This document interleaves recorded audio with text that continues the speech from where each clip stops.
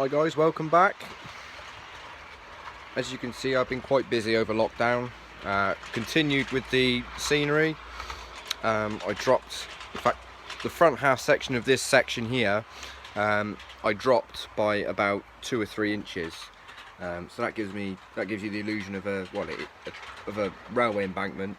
And I also scratch made this low bridge as well. I mean, it's nowhere near finished. As you can see, the road still needs painting. What I'll do is I'll just quickly turn these off so you can actually hear me. Right, so I've cleared that space and moved my workstation in the middle. Along here I'm going to be having a retaining wall with sort of an industrial, with like low relief industrial units along the wall. I've fitted the back scene and painted it. I also gave that one a lick of paint as well because it looked a bit dirty. A bit more is going to be happening on this corner, as I've got some track work to do for the station and TMD and whatnot. This whole section here is going to be brought out from about here, and it's going to probably support on here as well and come straight across. I'm doing that simply because I can have it a bit straighter here, and when it disappears under a town scene, you won't see a tight curve. I'm doing that simply because it's going to split into 3 roads going all the way around, and then it will pop back in on a curved point on this corner, because I made the radius in the corner behind me here the similar radius to these. In fact, the outside radius of these pico set track points. So I thought I'd just show you what I've done here. I've done it simply because I was bored. Just with the buildings I had, and you know, fencing from an old layout I had, I just sort of made up a little scene with a hot dog van. Railway worker stopped in at his at a yard for his lunch or dinner, as they do night shifts. I need to weather the track. That's on the to-do list, but I'm thinking I won't do that until it gets ballasted around here, and then I can do it all in one hit, and I won't have any weird joins or anything. I've changed the brand of static grass I've used. This here is Pico, and Woodland Scenics static grass systems, and along the back in the hill, it's going to be getting changed. All the shrubs are going to be built up a bit more, so you don't really see it. We're going to be having quite a dense woodland or forest along the back. But yeah, that static grass there is, I believe, a mixture of Jarvis and Gauge Master. But overall, it's coming along. I've still got plenty of wiring to be doing, and eventually upgrading my controller so I can connect it to the computer and set programs and stuff, and have because I'm halfway around fitting point motors, but I'm going to be fitting DCC point decoders. The decoders I can get, they can do, or they can operate 8 points. So when you think about it, I have six points to go into the fiddle yard, and then I have another 2 here. So that's 1 8-point decoder on this corner, and then another one there. And I think I'll probably need another 2 for the station in TMD when I get round to it. But I've just got to wait to get paid, so I can carry on with all the expensive electrics and stuff. I think really ideally the first thing I need to buy is the I'm not sure of the name. If you can tell me, that'd be brilliant. But it's the adapter module, so I can connect the Hornby Elite to my laptop or computer downstairs. I'm thinking about running a HDMI lead and some USB cables up, because my bedroom's just literally underneath that half of the loft. HDMI lead and some USB cables up onto a small computer screen, so I can use the computer downstairs, so I can run the whole layout off the computer downstairs, but obviously have a screen up here so I can see what's going on.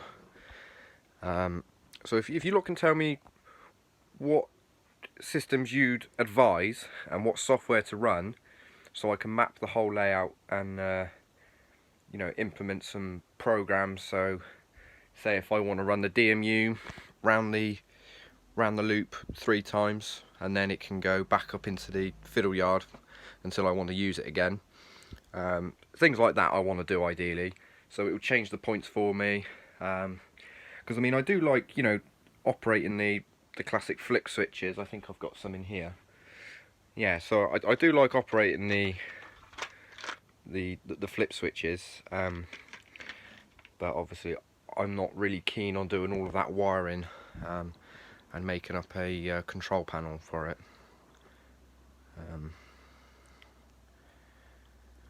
So I think that there's going to be a couple other things to come. One of them being I'm going to complete all of the back scenes, probably along with when I build this up, because I need to buy the retaining wall first, the kit. I found one I like. It's off Scale Model Scenery, which is like a laser cut kit that I'm going to build up. So I'm not going to do anything with this until I've built the retaining wall. So then I know how high to build the race section on the back, and after that I can add sort of like a nice backdrop, so low relief buildings and whatnot, and maybe like sort of like a back lane with a few trucks going up and down and whatnot. So another thing, I'm not quite sure on what to do with this corner yet, on how to make that scenic break, because I know for a fact there's going to be some sort of bridge. I'm thinking like a big road bridge coming at an angle across, like a real low bridge, so you'll be able to see the trains will just disappear then. So it'll be a bit of a win-win if I can hide the unsightly tight radius points, because I mean my Mark 1s and Mark 2s look a bit odd going round tight radiuses. They overhang quite a bit. Another thing I'm going to have to do is my connectors that I thought would be a good idea.